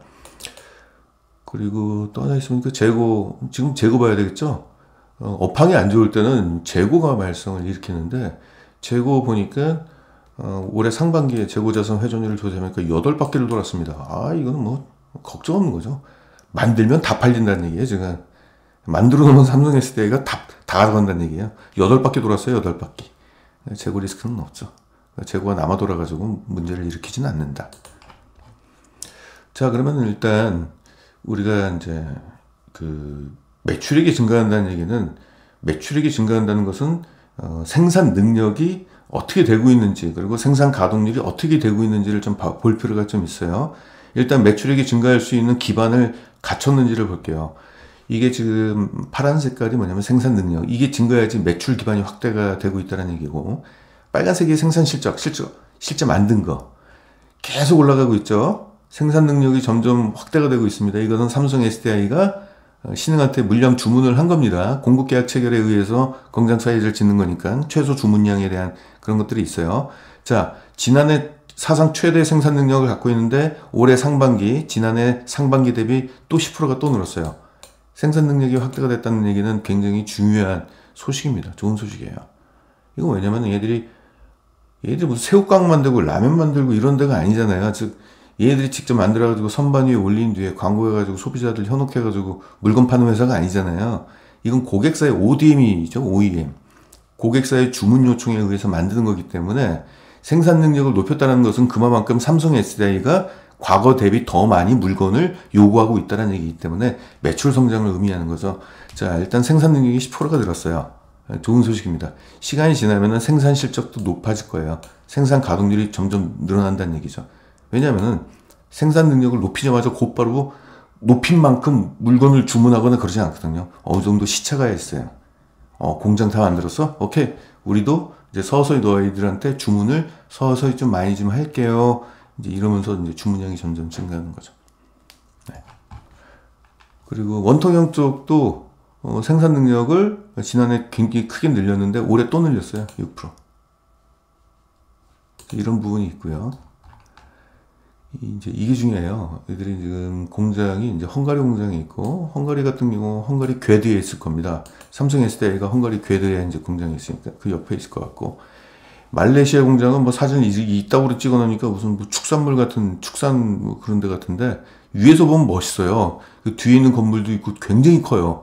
사진을 이런 식으로 찍어 놓으니까 진짜 무슨 말레이시아 무슨 농촌 같은 느낌이 드네요. 자, 이 헝가리 공장 같은 경우는 소식 들어보니까 작년 말에 200만 개 정도 증설을 완료를 했고 월 200만 개 생산할 수 있는, 그리고 요 공장이 올해 상반기부터 가동을 이미 시작됐고요. 하반기에 추가로 300만 개를 더 늘릴 계획이 있습니다. 그러니까 계속적으로 삼성 SDI가 자동차 회사하고 공급 계약을 체결하고 그러니까 배터리가 그만큼 많이 팔리니까 거의 부품도 많이 팔리는 거죠. 말레이시아도 마찬가지입니다. 자, 그럼 중요한 공장 두 개를 얘기할게요. 중국 공장하고 국내 공장을 뺐습니다. 걔네들은 뭐 IT용 쪽 배터리이기 때문에. 그리고 이제 중국 같은 경우도 이제는 거기서 이제 마진율이 높지가 않아요. 이제 중국도 이제 원가가 많이 올라가가지고 인건비도 올라가고 그래서. 헝가리 같은 경우는 일단 생산 능력을 무려 19%나 증가시켰습니다. 요 매년 지금 공장을 증설하고 있죠. 여기에 올해 또 상반기에 작년 대비 19%를 또 늘렸다는 얘기예요. 근데 헝가리 공장이 잘 나가고 있네요. 생산 가동률이 갑자기 올라갔습니다. 그러니까 여기 보시면은 생산 능력은 19% 올라갔는데 생산 실적 와 32%나 증가했네요. 그러니까 지금 유럽이 지금 급해요. 지금 유럽 공장, 헝가리 공장이 지금 급하다는 얘기죠. 생산 능력을 초과한 생산 실적이 나왔다는 얘기. 그만큼 유럽 시장의 수요가 지금 확대가 되고 있고 BMW 쪽 물량일 거예요. 이게 BMW하고 리비안 뭐 이런 쪽이 물량일 텐데 BMW가 요즘 전기차 모델이 있는데 그게 잘 팔리나 봐요. 유럽 내에서. 어떤 그런 것들이 좀 나타나고 있고 말레이시아 공장도 중요하죠. 원통형 배터리 캡 어셈블리를 만드는데 생산 능력을 무려 35%나 증가시켰습니다. 생산 실적은 15% 정도 증가했고 이게 결국 매출 상승이 지금 이미 일어났고 중요한 건 앞으로도 일어날 가능성이 높은 게 생산 능력을 높였다는 것은 향후의 실적에 대비하기 위해서 생산 캐파를 늘린 거잖아요. 더구나 이것도 고객사의 요청에 의해서 늘렸기 때문에 앞으로 매출 성장 기대할 수 있겠죠. 상반기 실적을 분석하게 된다면은 주력 제품인 중대형 각형과 소형 요 두 개만 보면 돼요. 이게 전체 매출 대부분이니까 이게 지금 80 거의 90%잖아요. 이게 각각 15%, 12% 매출 성장을 이미 상반기에 일으켰습니다. 분기 실적을 보게 된다면은 매출액이 1, 2분기 각각 10%대 올렸고 영업이익은 1분기 때 26%가 증가하고 2분기 때 이렇게 됐는데 자 여기서 1분기 때 영업이익률이 5.6% 뚝 떨어졌잖아요. 이게 이제 기대에 못 미쳤어요. 실제. 야 7%가 나와야 되는데 왜 5%가 나왔어? 원인이 그거였어요. 제가 조사해보니까 아까 그거 이거 전력비가 2배나 올라갔어요. 이게 4.8%가 뭐냐면은 매출액에 전력비를 사용한 비중이 4.8%라는 얘기예요. 매출 대비. 엄청난 거죠. 얘들이 영업이익률이 그 7%, 8%대인데 전력비에서 4.8%의 비용을 써버렸으니 미치는 거죠, 이게. 이러니까 영업이익률이 뚝 떨어지는 거죠. 근데 지금 안정화됐죠. 앞으로 좀 더 안정화가 되면은 2%대에서 왔다 갔다 해버리면은 영업이익률은 좀 괜찮게 나올 것 같아요. 이거 5.6% 떨어졌던 거예요. 근데 지금은 이제 전력비가 다시 안정화되니까 영업이익률이 7.6%대 괜찮죠. 7.6%면 최근 6개 분기 중에서 수익성이 가장 높은 거죠. 지난해 2분기보다 더 높은. 이런 걸 봤을 때 상반기까지는 그 원재료 가격 상승, 아까 그 알루미늄 가격 올라갔던 거 있잖아요. 1분기까지도 영향력이 좀 어느 정도 있었대요. 전력 비용도 있었고 운반비도 이때 영향이 좀 있었는데 지금 모든 것들이 지금 비용 감소가 일어나기 때문에 하반기에 매출 성장을 기반으로 한 영업이익 성장은 반드시 일어날 걸로 기대가 좀 되고 있습니다. 상반기는 뭐 이랬다. 매출액이 11% 증가, 영업이익은 18% 증가. 괜찮죠? 그럼 하반기 실적이 이제 우리가 전망을 좀 해볼게요. 여기서 일단 매출 성장에 대한 배경을 정리를 좀 한번 해봤어요. 하반기에는 이제 헝가리 쪽에 주력 제품 각형 어셈블리 이게 2개의 라인이 순차적으로 가동이 이제 시작됩니다. 순차적으로. 이게 왜냐면 생산 라인을 만들었다고 곧바로 가동되는 게 아니고 고객사들이 와가지고 검수를 해야 돼요. 그걸 오케이 이제 공장 본격적으로 가동해도 돼 라고 허가가 떨어져야 됩니다. 지금 허가가 떨어졌대요. 소식에 의하면. 그러니까 이제 상반기에 만들고 이제 하반기에 본격적으로 이제 가동이 시작되는 거죠. 왜냐면 이제 이게 들어왔다는 것을 알고 라인이 만들었다는 걸 알고 삼성 SDI 쪽에서 이제 주문을 본격적으로 하는 거죠. 얘네한테. 왜냐면 뭐 불량률도 일어날 수도 있고 그렇잖아요. 그런 걸 테스트하는 거죠. 그리고 이제 캔도 원래는 캔은 상신 브레이크 뭐 이런 쪽에다가 주는 걸로 알고 있는데 갑자기 얘네가 생산 라인을 만들었어. 원래부터는 그동안 이제 각형 쪽은요 계속 축소를 시켰어요. 여기 보시면 중대형 각형 줄어들고 있잖아요. 소형 원형 뭐 이런 것들도 줄어들고, 그래서 뭐냐면 얘들 주력으로 하는 뚜껑이죠. 부가가치가 높은 쪽에 집중하고 있고, 나머지 것들은 매출액이 그동안 최근 몇 년 동안 계속 떨어졌어요. 떨어졌던 건 얘들이 장사를 못해서가 아니라 삼성 SDI가 그런 사인을 준 것 같아요. 야, 너희들 이것까지 만드냐? 이건 다른 밑에 있는 동생들한테 주고, 네가 맏형이니까 가장 중요한 거, 가장 중요해, 요것만 만들어. 이렇게 해가지고 그렇게 했는데, 갑자기 이 캔을 또 이제 생산 능력을 높여놨어요. 아마도 제 판단인데, 이건 뇌피셜입니다. 밑에 있는 동생들은 해외에다가 공장을 증설할 정도로 그렇게 규모가 큰 데도 아니고, 저게 부가가치가 높은 게 아니기 때문에, 저거 영업이익률 얼마 되지도 않는 걸 가지고 뭐 헝가리나 이런 데 가지고 공장 만들기도 좀 애매한 거예요. 그러니까 신흥 SC 같은 경우는 그래 주력 공급처이기 때문에 헝가리라든지 말레이시아 공장을 만들 수 있는 능력은 되거든요. 삼성이 또 물량을 그만큼 주니까. 그러니까 그 어셈블리 만들면서 야, 캔도 좀 설비를 좀 구축해가지고 해라. 저 동생들이 좀 하기엔 좀 버거운 것 같다. 이래가지고 준 게 아닌가. 제 생각은 그렇습니다. 근데 제 생각이 굉장히 현실적이 있는 생각이에요. 원래 그런 경우가 있어요. 거기다가 그 캔 그 돈 얼마나 된다고 거기다가 헝가리에다가 땅을 사가지고 공장급도 만들고 공급량도 그렇게 많지도 않은데. 아무튼 4개 라인이 추가가 됐어요. 이게 뭐 나쁘진 않죠. 이게 원통형 쪽 같은 경우는 말레이시아 공장 증설, 이게 이제 하반기부터 가동이 돼요. 월 2천만 개 분이. 결국 이것은 매출 성장의 배경이 된다는 얘기고, 이미 증설도 해놨잖아요. 이건 이제 뽑아내면 되는 거죠. 그래서 하반기에는 매출 성장의 배경이 이런 게 있고, 영업이익은 앞단에서 설명했던 게 다죠. 일단 뭐 상반기에 전력비나 운반비, 알루미늄 가격이 안정화되고 있는 것이 확인이 됐잖아요. 그럼 매출 성장에 기인한 영업이익 성장이 일어나는 것은 당연한 거겠죠. 그래서 업계 전망치를 좀 갖고 와봤습니다. 컨센서스인데 이런 것들이 다 맞지는 않아요. 맞지는 않는데 우리가 실제 조사를 해보고 고지고대로 들으면 안 되는 거거든요. 이게 왜 올라가는지 느닷없이 올라가고 이러면 믿으면 안 되죠. 근데 앞단에서 제가 조사를 다 끝냈잖아요. 그러니까 이런 것들 제가 어떻게 한다? 동의한다. 오케이. 너희들의 의견에 내가 동의한다. 근데 가끔 그래요. 아무 근거 없이 그냥 막 이렇게 써놓은 데가 있어요. 나중에는 그 컨센서스가 사라집니다. 업계는 전망을 하기는 지금 영업이익률이 올라간다는 것은 이제 이해가 되죠. 매출액이 올라가니까 고정비 절감 효과뿐만 아니라 아까 비용까지도 좀 안정화되고 있기 때문에 영업이익률이 하반기에는 8%대까지 찍을 걸로 전망이 되고 있습니다. 이 정도는 저도 인정. 그래서 영업이익이 하반기에 3, 4분기에는 50% 이상씩 올라갈 걸로 그렇게 예상이 되고 있어요. 그래서 매출액이 15%, 영업이익은 50%대. 그러면은 뭐 업계에서 바라보는 시각이 좀 달라지겠죠. 이 기업이 왜 이러지? 지난해까지 실적 안 좋은데 갑자기 왜 수익성이 이렇게 좋아졌지? 긴가민가 하면서 살까 말까 고민하겠죠. 향후 실적 성장에 대한 성장 동력은 뭐가 있을까? 얘들이 이제 삼성 SDI가 미국의 공장 짓기로 이제 확정을 했어요. 미국 스타란티스 자동차 회사죠. 이게 뭐 크라이슬러하고 뭐 피아트 이렇게 같이 이렇게 합작된 회사로 알려지고 있는데, 이 회사 공장을 짓기로 하니까 신흥도 같이 들어가가지고 거의 공장 4개 라인을 만들기로 결정이 됐는데, 2024년도부터 하반기부터 공급 예정이라고 합니다. 그럼 뭐 내년도 실적보다는 2025년도 실적을 기대할 필요가 있겠죠.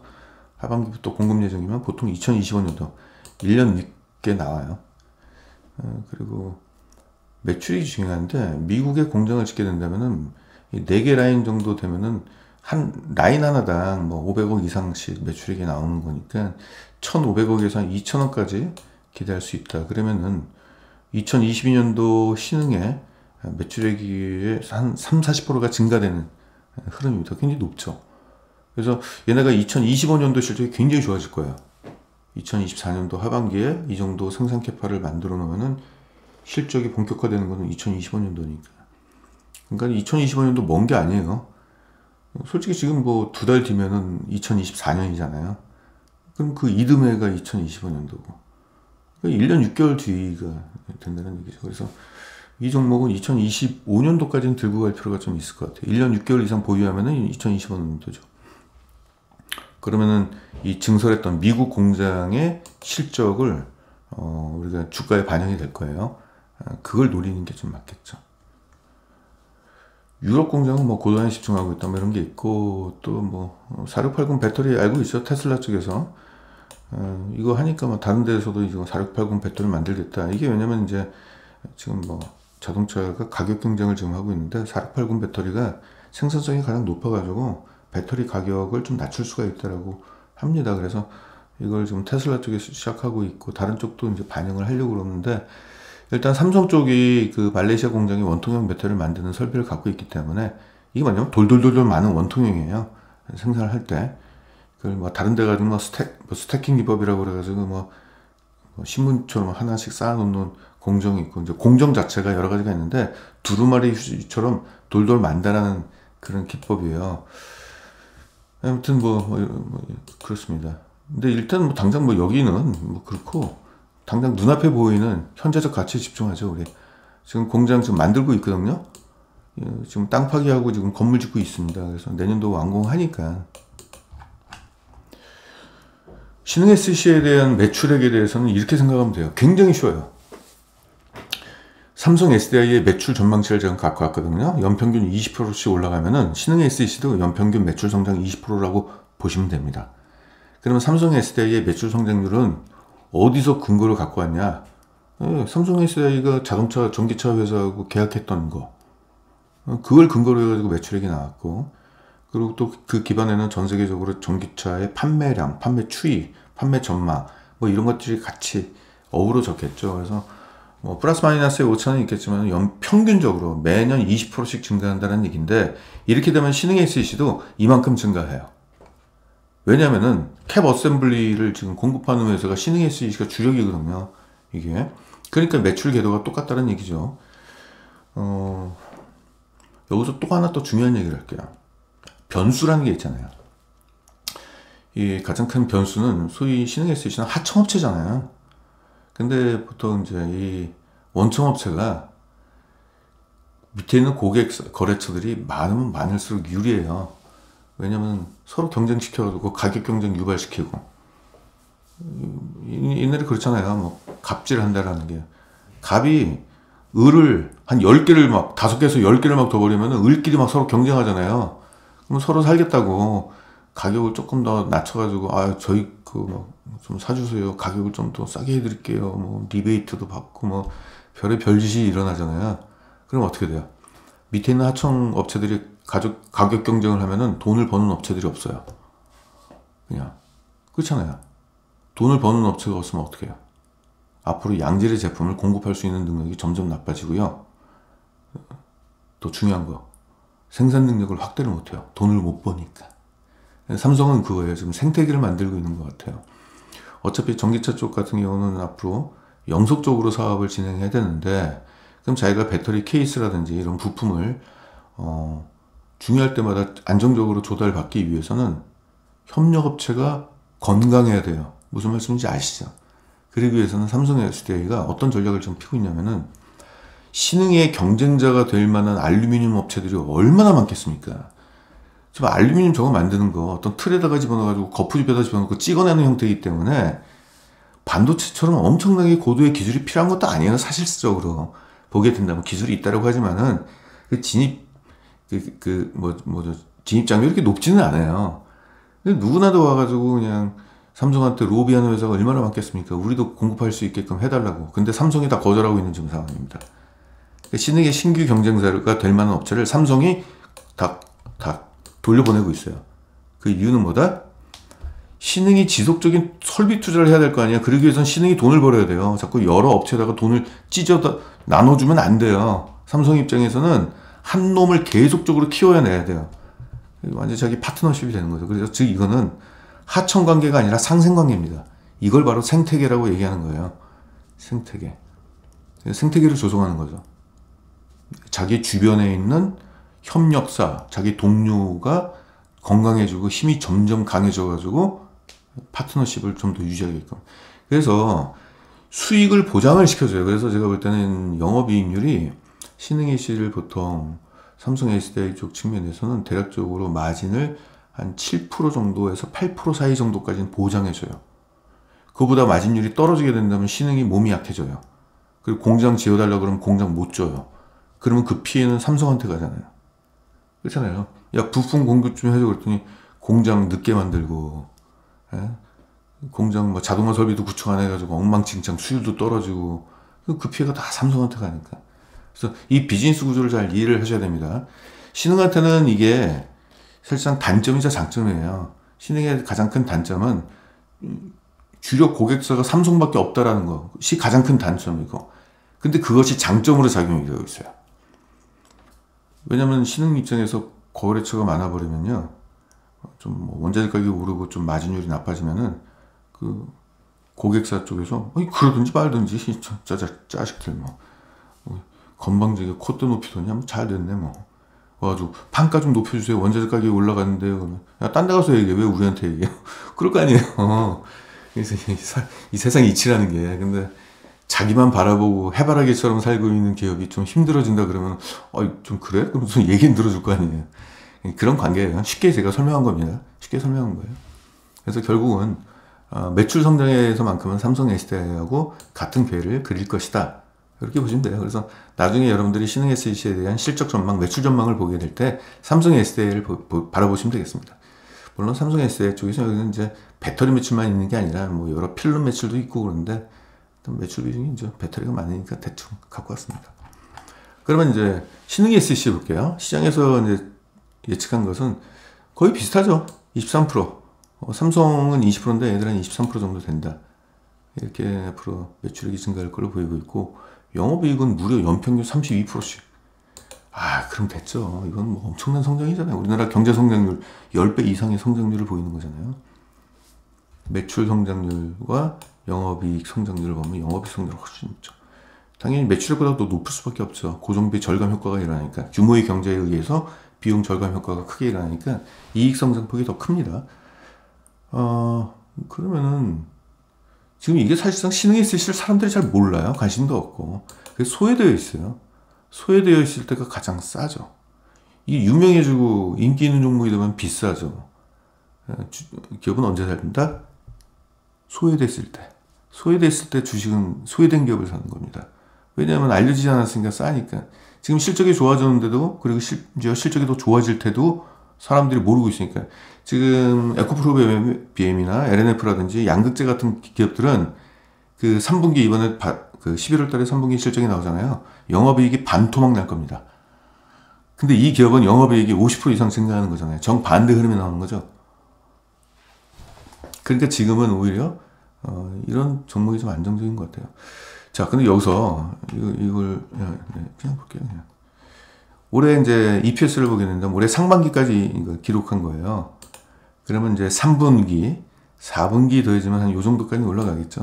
더구나 올해 하반기에 영업이익이 더 크게 증가하니까 이 주당 순이익도 더 크게 증가할 거예요. 이 정도. 그래서 이 정도까지 올라가는 거에 대해서는 납득이 되는 수준인 것 같아요.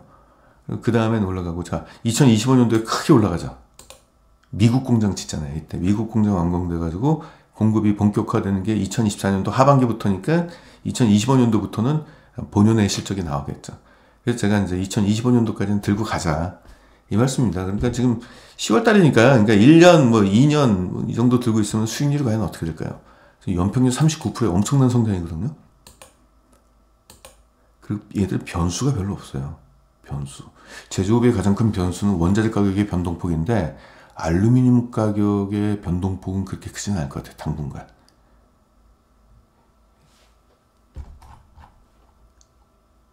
(2024년도까지는) 96%고요. 내년도 기대 수익률이 96%. 2025년도는 어떻게 될까요? 한 150% 정도 될 겁니다. 150%, 160%. 크니까. 뭐 그때 가서 보면 되니까. 자, 일단 그 전에 이걸 볼게요. 여기에 있는 이제 적정 주가, 이것이 이제 근거가 있는지도 우리가 확인해 봐야 될 거 아니에요. 이 적정 주가라는 것은 이제 사람마다 약간 견해 차이가 있을 수 있으니까, 여러분들은 지금까지 제가 말씀드린 거는 이제 팩트를 기반한 얘기였고, 적정 주가를 산출할 때는 아무래도 개인적인 의견이 있으니까 여러분들이 한번 보시기 바랍니다. 저는 어떻게 계산을 했냐면은, 과거에 이 기업의 PR의 흐름이었어요. 근데 2차 전지가 본격화됐던 게 2020년도부터 본격화됐거든요. 이걸 기준으로 해서 봤을 때 평균 PER이 얼마냐면 18.5 정도? 19에서 18.5. 20 이상 줄 수도 있겠지만은 그 정도로 올라간 적도 있어요. 그쵸? 근데 저는 목표가가 아니라 적정 주가를 산출합니다. 목표가는 여기 19.9까지 20까지 올라가고 여기 26, 이번 30. 목표가는 25 이상 줘야 되는 거 아니야? 이럴 수도 있겠지만은 저는 확실히 달성 가능한 수치를 적정 주가로 산출하고 그걸 가지고 플러스 마이너스 좀 싼 가격에 팔까 더 비싼 가격에 팔까 고민하는 사람인데 중간을 잡았으니까 그러면 이제 이게 적정 PER이라고 보시면 되면 2023년도 이 실적은 나올 것 같아요. 특별한 일이 터지지 않는 이상은 이건 나올 것 같으면은 이 실적에 기반한 PER은 얼마가 된다? 10.9가 돼요. 굉장히 싸네요. 2차전지 기업 중에서 10.9면은 전체 2차전지 섹터 내에선 가장 저평가된 종목이라고 볼 수 있습니다. 그럼 이제 10.9가 18.5까지 이제 주가가 올라가는 흐름이 나오겠죠. 과거 그랬으니까 사람들이 이걸 보고 와 싸다 라고 하면서 매수가 들어오지 않을까요? 그럼 주가가 올라가면은 20까지 올라가는 건 좀 과도한 것 같고 20 이상 올라가는 건 18.5까지 올라갈 것 같아요. 그러면은 2023년도 실적에 기반한 적정 주가는 68,800원. 68,800원이 언제 도달되느냐? 그건 모르죠. 단기간에 될 수 있을지, 시장에서 갑자기 이 기업에 대한 재평가가 일어나가지고 급격한 주가 상승이 일어날지, 아니면은 소외가 돼가지고 소외가 풀릴 때까지 시간이 좀 더 걸릴지, 그건 모르죠. 저보고 누군가는 그래요. 장기 투자하십니까? 단기 투자하십니까? 그 틀린 질문입니다. 저는 적정 주가가 도달할 때까지 기다리는 사람이에요. 근데 보통 제 경험상 이 소외된 종목들, 실적 대비 소외된 종목들은 소외되는 기간이 1년 이상 걸리지는 않더라고요. 1년 이내 이 정도 올라가고, 그리고 내년도에 또 실적이 또, 그러니까 그거예요. 전 제가 생각할 때 그래요. 이게 올해에 대한 PR, 앞으로 나올 PR입니다. 10.9는. 이건 언제 나냐면은 4분기 실적이 모두 발표가 되는 게 내년도 3월 말이거든요. 4월 초가 되면은 이 기업의 저평가가 된 것들이 시장에 이제 드러나요. 그리고 나서 1분기 실적이 올해 대비 올라갈 거예요. 왜? 올해 죽 썼잖아요. 올해 실적. 올해 영업이익률 1분기 때 5.6%잖아요. 내년도 1분기가 되면은 이 실적 대비 훨씬 높아지죠. 왜냐면 그때쯤 되면은 말레이시아하고 헝가리에 신규 설비했던 그 공장 가동이 본격화되면서 매출 성장뿐만 아니라 이때는 비용 안정화가 아니었잖아요. 안 좋았잖아요. LNG 가격 상승 때문에. 근데 그때쯤 되면 비용 안정화 때문에 영업이익은 뭐 50%, 60% 이렇게 올라갈 수도 있겠죠. 내년 1분기. 그러면은 시장에서는 어떤 판단을 하게 되냐면은 가만히 보자. 이 기업이 주가가 안 올라간다고 가정한 상황에서 내년도 1분기 실적이 딱 나왔을 때 2차 전지 중에서 가장 싼 이 기업이 PR이 뭐 한 10일 정도 되는데 여기 1분기 실적이 폭발적으로 영업이익이 증가했어? 그러면 가만히 못 참죠. 드디어 못 참아요. 근데 아직까지는 사람들이 이 기업의 PR이 11.9가 된다는 사실을 알고 있는 사람이 거의 없죠. 왜냐? 지난해 실적에 다 묻혀가지고 지금 PR이 19 정도 되는 걸로 알려지고 있습니다. 지금 PR이 얼마냐면은, 표기가 얼마 되냐면, 19가 된 걸로 알려지고 있어요. 19면은 뭐 싼 건가, 비싼 건가, 애매한 위치인데, 이게 딱 바뀌는 시점이 내년도 4월 달에 이렇게 바뀌어요. 주가가 안 올라가면 그 사이까지. 그 상황에서 1분기 실적이 분명히 좋게 나올 수밖에 없어요. 올해 1분기 실적이 굉장히 안 좋게 나왔으니까. 그럼 기저 효과 때문에 제가 볼 때는 60%에서 70%까지 상승할 걸로 좀 보여요. 지난해가 우발적으로 안 좋았으니까. 근데 지금 나오는 앞으로 1분기 실적은 이제 정상적인 실적이 나오면 그 괴리감이 커지니까 시장에서는 안 그래도 저평가인데 실적이 이렇게 좋아? 그럼 못 참죠. 누가 참아요? 전 방송 나와가지고 계속 호들갑을 떨 겁니다. 저 같은 사람들이. 다른 사람들도 가만히 안 있어요. 계속 떠들고 다니고 리포트는 쏟아지고. 그래서 실적 분석을 하는 이유는요, 남들보다 빨리 좀 저가에 사기 위해서예요. 부지런하게. 먼저 사놓고선 시장이 뒤늦게 알아차릴 때 주가가 올라가기 전에 사놓고 그때 판단은 얘기잖아요. 그때 주가가 막 올라가면은 뭐 그때부터 이제 즐기는 싸움이죠. 뭐 이런 식으로 일단 뭐 조사를 해봤습니다. 여러분들 보시기에는 어떨지 모르겠습니다. 오늘의 메시지는 그거였어요. 다시 말씀드리겠지만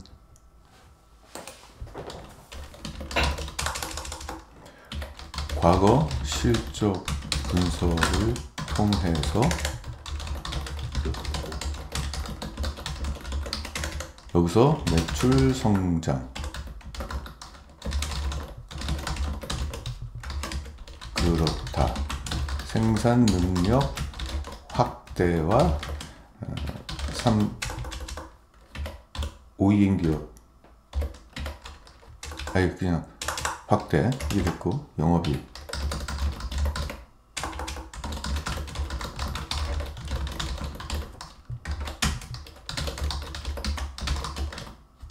우발적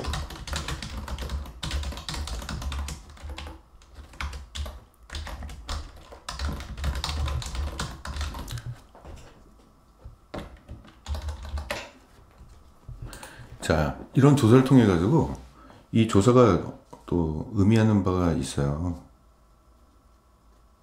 실적 성장 이거를 뭐 이렇게까지 열심히 조사를 하냐? 이게 되게 중요한 이유가 있습니다. 이게 대충 알잖아요. 어떤 문제가 생기는지 아세요? 대충 알거나 그러면 확신을 못 가져요. 확신을 못 가지면은 어떠한 이슈가 생기냐면 자 볼게요. 슈퍼리치 얘기를 다시 한번 돌아가서 볼게요. 어설프게 아느니 그냥 모르는 게 나아요. 자, 아까 그거 저 여기 있나? 네. 자, 슈퍼리치가 돈 버는 방법 말씀드릴게요. 슈퍼리치는 약세장을 노려요. 강세장에서는 목표가에 도달하니까 손쉽게 벌고요. 약세장을 노리는데 현금을 반드시 들고 있더라고요. 그래서 어떻게 한다? 성장하는 기업을 싸게 샀어요. 근데 지수 하락이라든지 이런 이슈가 터져가지고 죄 없이 주가가 떨어진 경우가 있어요. 그러니까 신흥 SEC 같이 하반기의 실적이 분명히 좋아질 가능성이 굉장히 높고 이런 조사를 통해 가지고 확신을 갖게 되잖아요. 근데 갑자기 하반기에 주가가 떨어질 수도 있잖아요. 이상한 말도 안 되는 이슈가 터져가지고 뭐 해외가 됐던 어디가 됐던 간에 지수 하락이 됐던 간에 그러면 여지없이 들고 있는 사람이나 프로그램 매매에 의해서 신흥 SEC의 비중 축소 그래 주가 떨어질 수 있잖아요. 그럴 때 확신이 없는 사람들은요 손절을 해요. 근데 실적 조사를 기반으로 해서 확신을 갖고 있는 사람들은요 50% 세일가 폭탄 세일가로 보입니다. 그 가격이. 그래서 자기가 매입했던 가격보다 주가 떨어지면 다른 사람들은 손절을 하지만 슈퍼리치는 과감하게 주식을 쓸어 담습니다. 시간이 지나면 어떻게 될까요? 이 괴리율이 커지는 거죠. 이게 여기서 여기까지 만약에 뭐 50% 먹는다 여기서 한다 그럼 100%죠. 그래서 슈퍼리치가 돈을 버는 이유는 많은 사람들이 생각할 때 그 사람들의 통찰력을 가지고 투자하는 걸로 알고 계시는데 그거 아니에요. 굉장히 치밀해요. 실적 분석 있죠. 엄청 잘해요. 이게 즉 그 사람은 최고의 기업을 선택한 뒤에 확신을 가지고 매수한 뒤에 주가가 떨어지면 다 사모읍니다. 그러니까 일반적인 사람보다 수익률이 좋을 수밖에 없는 거죠. 그게 동일한 종목을 동일한 시점에 동일한 가격에 샀는데 일반 사람보다도 수익률이 좋은 게 왜냐면 그 종목이 중간에 연중 주가가 떨어질 수도 있잖아요. 그걸 노려요. 이게 그러니까 현금을 갖고 있고 이러한 재무조사나 실적조사를 통해 확신을 갖고 가는 게 되게 중요해요. 어설프게 알면은 아무런 인생에 의미가 없는 게 주가 조금 떨어지잖아요. 그러면 아이씨 왜 떨어지지? 그래서 손절하게 됩니다. 그래서 워렌 버핏의 그 말씀이 맞는 거예요. 모르면 투자하지 말아라. 처음에 저는 그 이해가 안 갔어요. 몰라도 대충 좋을 것 같으면 되는 거 아니야? 근데 중간에 주가가 흔들리면 제가 흔들려요. 그래서 결국은 못 견디고 팔아요. 그러니까 제 인생에 아무런 의미가 없는 종목이에요. 모르는 종목들은. 저도 이제 기업 분석을 굉장히 많이 하는데 모든 종목들이 제가 원하는 그 자료나 이런 것들이 나오는 게 아니거든요. 계속 파도 궁금한 건 많은데 자료가 너무 없어요. 결론적으로 사고 싶은데 자료가 없으면 어떻게 돼요? 제가 모르는 게 더 많다는 얘기거든요. 그럼 안 사요, 저는. 모르니까. 주가가 떨어지면 왜 떨어지는지도 모르겠어요. 이유를 모르겠어요. 원자재 가격이 떨어지는 건지. 근데 원자재 가격이 표기가 돼야 될 거 아니에요. 표기가 안 되고, 환율의 영향이 더 받는지, 환율이 10% 오르게 되면은 얘들이 전반적으로 순이익이 어느 정도 올라가는지 이런 게 알아야 되는데, 그런 것들은 이제 표기가 안 되고 자료 조사가 덜 되면은, 그래서 워렌 버핏 얘기가 그거예요. 자기는 모르는 종목에 투자하지 않는다. 모르는 산업에 투자하지 않는다. 남들이 아이고 바보 아니야 저 영감탱이, 이거 이때 샀으면 이 정도 돈을 벌었을 텐데 그 왜 안 샀어. 그거는 오르고 나서 그 결과에 가지고 평가하는 거지, 결과를 가지고 어떻게 평가합니까? 결과 가지고 평가할 수 없어요. 그거 말고 더 많이 오른 종목들도 많은데, 그러면. 근데 결국은 그거 같아요. 확실히 내가 알고 있는, 내 상식선에서 알고 있는 종목, 알고 있는 어떤 기업에 대해서 확실히 좀 알아야 된다는 얘기고, 그래서 이제 실적 분석이 바로 그런 쪽에서 의미가 있는 것 같다, 이런 말씀 좀 드립니다. 저도 기업 분석을 굉장히 많이 하는데, 그 중에서 절반 이상은 다 갖다 버려요. 왜냐, 조사했는데 안 나오니까. 어떤 시사점을 찾을 수 있는, 그거는 이제 제가 무지해서 그런 것도 있겠지만은, 자료가 없는 걸 어떡합니까? 사고는 싶은데 자료가 없어. 무턱대고 사면 안 되죠. 모르는 것, 그래서 모든 게임에 참여할 필요 없어요. 우리가 확실히 아는 것만 들고 하면 되는 거죠. 근데 신흥 SEC에 대해서는 어떻게 자료 조사를 했는데, 제가 원하는 자료가 이제 다 조사가 돼가지고, 전력비용이라든지 알루미늄 가격이라든지 이런 국제 그 가격이나 운임비 그런 것들은 다 나와 있으니까 일단은 자료 조사가 좀 쉬웠어요, 의외로. 그래서 오늘 제가 무료로 여러분들한테 공개적으로 이렇게 말씀을 좀 드리는 거지만, 저도 그 부분에 대한 책임을 져야 될 거 아니에요. 아무래도 예. 네, 오늘은 여기까지 준비했습니다. 혹시 질문이